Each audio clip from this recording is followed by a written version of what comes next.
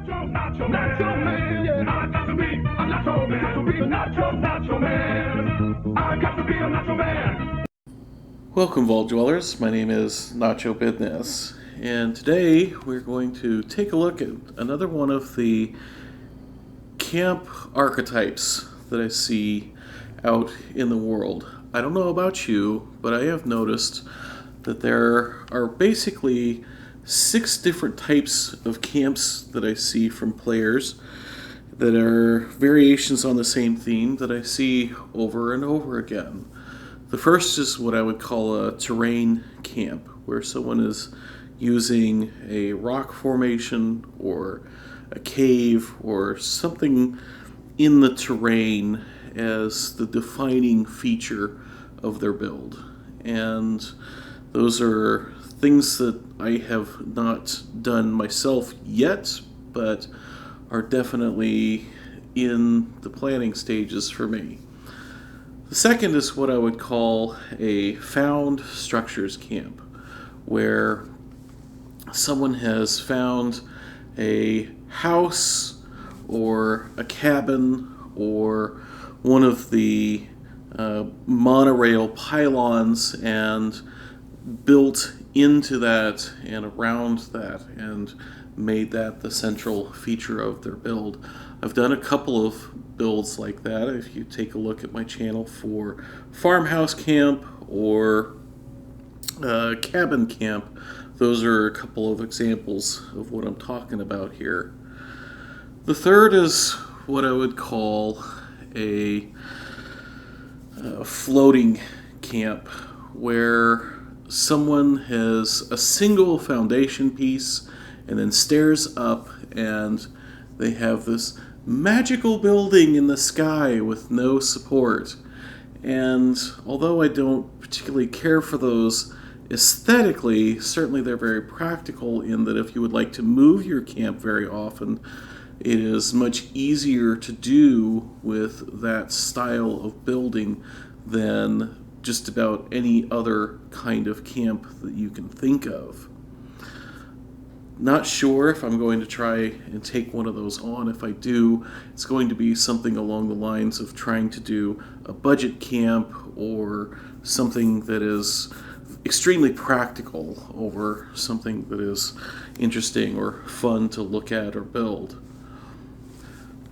Fourth kind is what I would call the eclectic camp, which is a nice way of saying somebody has simply just thrown random crap all over the place. And I sure do see a lot of that. There are plenty of people that are playing Fallout 76 that are not builders. They don't necessarily care what their camp look like. They just want to have some workstations, and they might at most have a cube or a box for a building. And as far as the rest of it goes, it's decorated in strange and random ways that I can't make heads or tails of. So that is probably not one that I would ever take on myself. It's just not something that I particularly enjoy. But for the people who are not players or who are not builders, certainly that seems to be the single most popular style of camp. The next one, the fifth one, is what I would call a wasteland mansion. The camp is one just gigantic building that is plopped down in the middle of nowhere. Looks kind of out of place, but tends to have balconies and internal mezzanines and that kind of stuff. And I did one of those recently. I called it Mansion Camp, so you can take a look at that video if you're interested in that particular style and what I'm talking about there. And the last, this one, the sixth one, is what I would call platform camp. A number of foundations are placed all over the place, and we've got 3 or 4 small buildings on top of that. It's something that we saw a lot of on the main screen, actually, especially before nuclear winter dropped. If you think back to the loading screen where they were talking about when player vending was going to come out, that's the style of camp that I'm talking about here. And I see a lot of these out in the world too.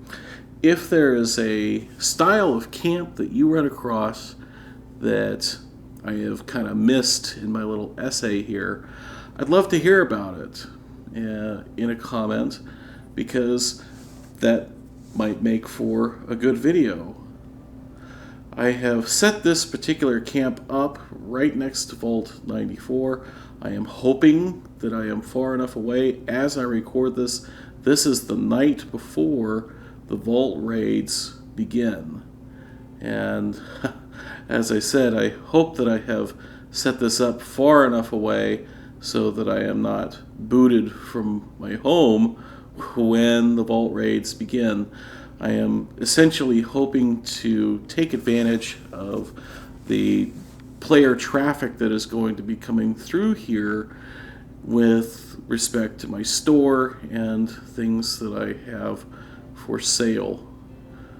I've got my billboard here, and I have slightly edited it using the light by removing the probably, or at least hiding it.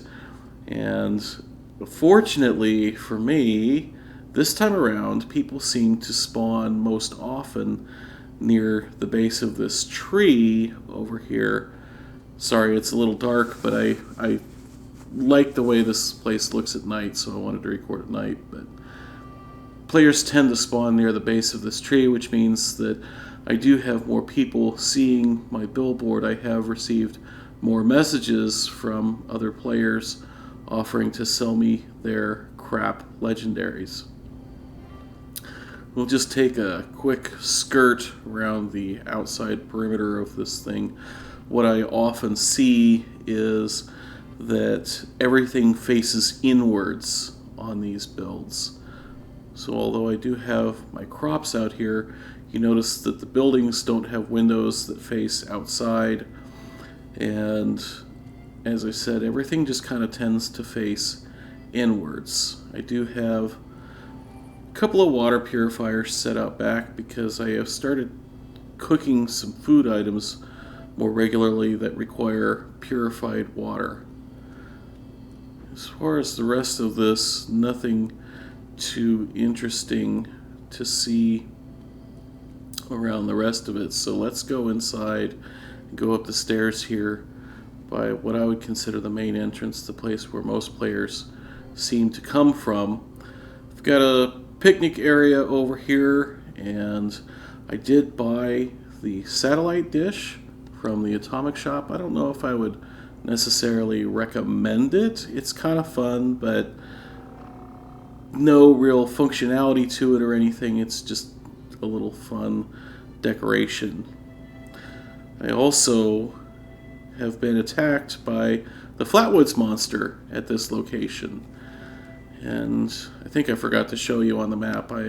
As I said, I'm just right next to Vault 94. There is a meadow to the southwest that is a nice big flat location for building camps. And the Flatwood monster has attacked me here. It's only happened once, but it was kind of cool, and I couldn't resist going to the Atomic Shop and buying some of the Flatwoods monster movie posters out of the shop.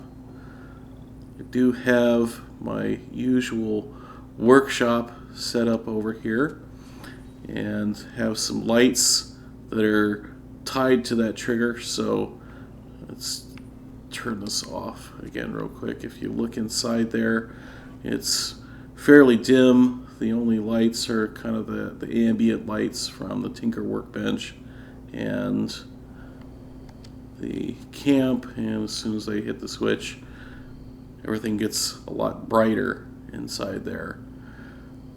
One thing that I will point out is that a thing that I've started liking to do is put one of these little red toolboxes on top of the weapons workbench, because I have access to my stash that way. And that toolbox just fits almost perfectly over the toolbox that is already on the existing workbench. You might be able to just barely see it through the outline there. I don't actually want to release this and set it down in a different spot. But it goes right over the toolbox that's on the workbench and gives your workbench just a little bit of extra functionality. I also like to leave this terminal that reminds people about their daily quests where other players can access it. I've got my powerhouse over here, my generator room, and this has really become a standard setup for me to have a keypad locked door so that I can protect my switches, not have other players in here messing with these things, and also to protect my very valuable to me decon arch.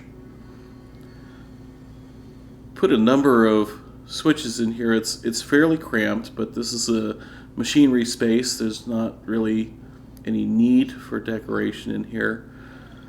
But I've got a main switch that I can turn everything in the entire camp off with that one switch, which is nice and convenient if I'm going to be doing some wiring and I don't want power on the circuits to accidentally reassign lights and such.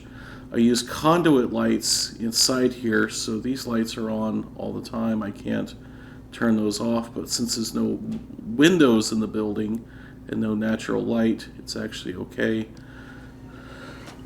I've got a switch here that I use to turn off essentially all of the lights and advertising outside.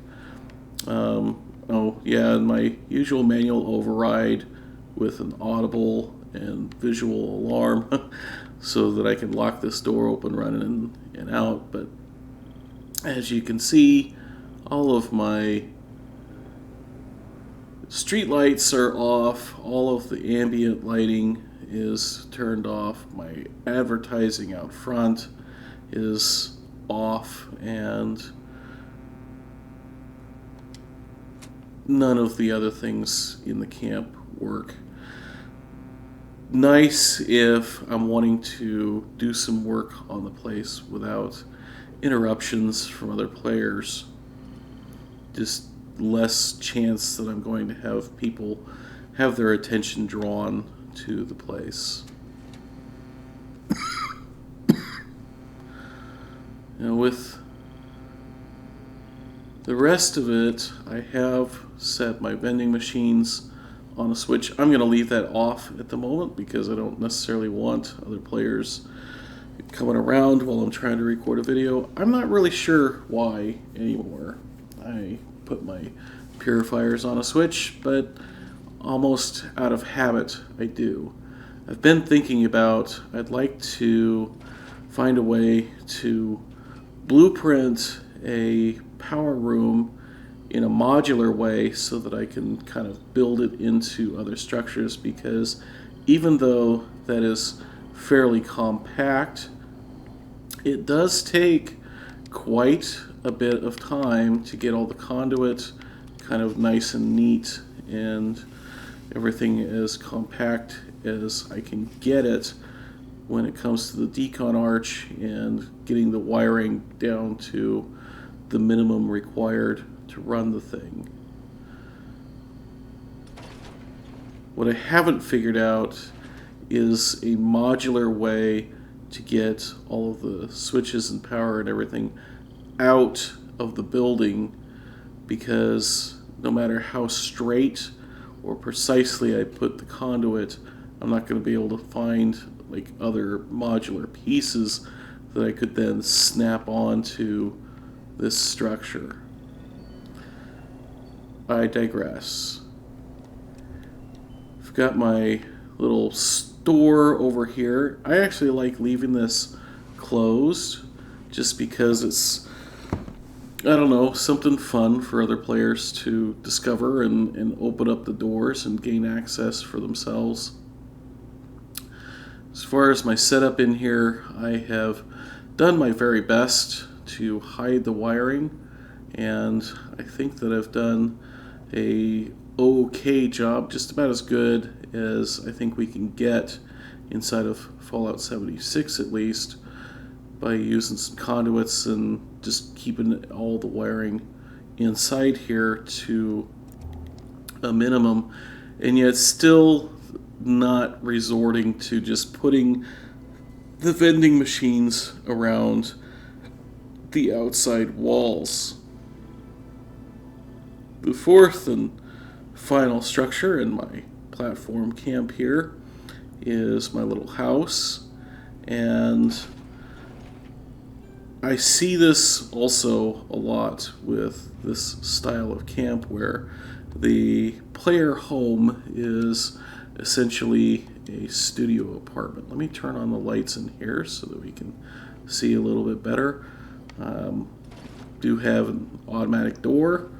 I just have to walk through. It shuts itself because what I have noticed is that players love to open doors and nobody closes them. And I find it annoying when I come home and my front door is wide open. It's no gameplay mechanic, really. I suppose the occasional ghoul might wander in, but ultimately, just from a roleplay or realism standpoint, having your front door open when you get home would kind of suck, right? So I like having that automatic door, and got a nice bed and table, and as I said, this is kind of a studio apartment setup. Do have stash box next to my cooking station because I like to have a stash box just right next to all my crafting stations. And this theremin is another thing that I recently got from the Atomic Shop. I really like this thing. It's got a weird and fun sci-fi sound. It's not something that a lot of players have bought, and I find myself coming in here and playing this thing when other players are around just because it arouses their curiosity. I almost always, when I start playing that, if there's someone else in camp, I'll see them kind of peeking through the windows or coming through the door just to see what's going on. Very last feature of the whole place is that, of course, I have a bathroom. I've got a reminder for my door code, and as usual, I have offset all the numbers by 1. All of my friends know about that particular trick, so if they happen to drop by while I'm not around, they don't even have to bother sending me a message. They just can get into the power room and get a spritz from the decon arch if they like. So this little bit of wiring was a little bit awkward. I do wish that I had the budget for one more conduit. I literally don't have another conduit's worth of budget. Otherwise, I would probably make that wiring just a little bit neater. But otherwise, yeah, not much I can do at this point. And that's it. That is my platform camp. And I really had more fun building this place than I expected. I really didn't think that I would like doing something that I see so many other players doing, but I like to think that I put some time and care and effort into it and took something that was a little bit of a boring thing that I see everybody doing and kind of made it my own. Love to hear what you think in some comments. Again, if there is a style of camp that I missed in my little essay at the beginning, I'd love to hear about it and would maybe like to try and take that on. So leave me a comment if there's something that you want to see me try out. If you like the video, be sure and hit the like button. If you did not like, please tell me why so that I can try and do better for you again next time. If you're not subscribed, please consider subscribing. And until next time, my name is Nacho Bidness, and I'm saying that it's a great big wasteland out there. Let's go have fun in it.